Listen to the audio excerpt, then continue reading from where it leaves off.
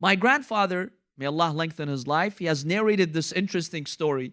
He says there were two brothers in Baghdad. One of them was extremely poor. He would take some money, some water, and he would deliver it to the homes. This is before the era of having pipelines. So he had water in containers. He'd go and sell water to people. His brother became very rich, and he went to Egypt. And he lived in Egypt. He got married there, and he lived there.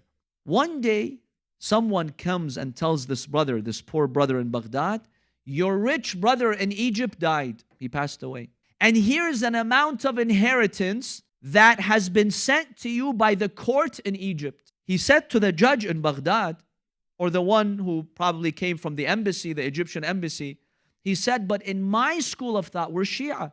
In my school of thought, if my brother has daughters, I do not inherit. In the Sunni school of thought, if someone passes away and he's got daughters and he has brothers, the brothers do inherit from him. But not in the Shi'i school of thought. In the Ahlul Bayt school of thought, if a father dies and he has children, the brothers don't receive any share of the inheritance. Tier 1 inheritors are your parents, your spouse, and your children. The inheritance gets divided amongst them. But if you have siblings, they don't receive anything. Yes, if you don't have any children, then your siblings will inherit from you. So he tells the judge, I'm not qualified to inherit from him. This is haram money. It doesn't belong to me. The judge tells him, are you crazy? Look at yourself. You're so poor. You need this money. Take this money. He says, no, I fear Allah. I'm not entitled to this money. This money belongs to my nieces. His daughters, they have the right to this money, not me.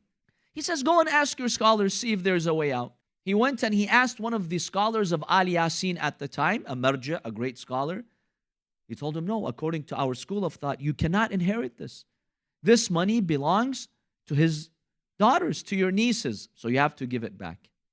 Now imagine you're struggling. You're barely putting food on the table. And this free money comes and the judge is telling you, take it. What would you do? You're stuck. You're stuck in poverty. Poverty is very difficult to deal with. This verse treats this disease over here. وَمَن يَتَّقِ اللَّهَ يَجْعَلْ لَهُ مَخْرَجًا وَيَرْزُقْهُ مِنْ حَيْثُ لَا يَحْتَسِبُ. This man said no to dunya, no to shaitan, no to his desires. You know how Allah subhanahu wa ta'ala compensated him? He returned the money. A while after, a few months later, the wife of his brother, the wife of the deceased, she sent him a message. She told him, look, my idda waiting period is over and I am seeking to remarry. Now she's a millionaire. She's filthy rich. They have all this money left behind. And honestly, I don't trust anyone. I don't know anyone on earth more trustworthy than you, because free money was sent to you and you sent it back because you did not want to violate the law of Sharia. Please, I ask your hand in marriage. SubhanAllah. Sometimes the men ask the woman hands in marriage. Sometimes it's the opposite. So he goes to Egypt and he marries her. He goes into this nice palace. His brother was very rich. A while after she dies, she unexpectedly dies. Now, don't ask me what happened, why she died, Allahu A'lam. But she died. Now, who inherited all that money? He inherited it. The halal way, subhanallah. Months earlier, he could have taken the haram way, but he said no. He had patience. Allah subhanahu wa ta'ala granted him the halal way. وَمَن يَتَّقِ اللَّهَ يَجْعَلْ لَهُ مَخْرَجًا وَيَرْزُقْهُ مِنْ حَيْثُ لَا يَحْتَسِبُ. Last year, I was in the US when a young brother came to me. He told me, Sayyid, I'm struggling. I studied hard and I'm looking for employment. And I found a company that employs me in my area of expertise. And they're giving me $90,000 a year, which is great. But there's one problem. It's a haram company. What do I do, Sayyid? Help me. What do I do? I've been waiting for a long time. I don't have any other opportunity. My family's pressuring me. We spent on your education. Yalla. We want to see you working. What's wrong with you? And when your family pressures you, you lose hope. It's very difficult. What should I do?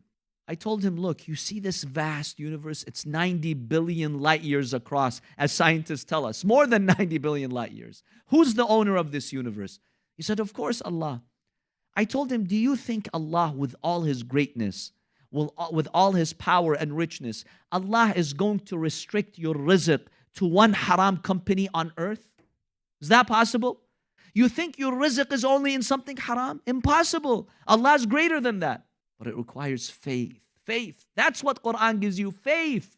Not everything is numbers and dollar signs and materialistic equations. Have faith.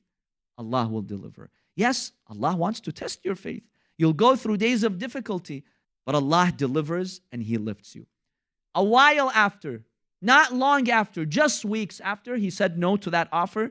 Just weeks after, a company, a halal company, offered him the same job that he wanted to do for $120,000. How about that? Patience, and Allah subhanahu wa ta'ala delivered. وَمَن يَتَّقِ اللَّهَ يَجْعَلْ لَهُ مَخْرَجًا وَيَرْزُقْهُ مِنْ حَيْثُ لَا يَحْتَسِبُ.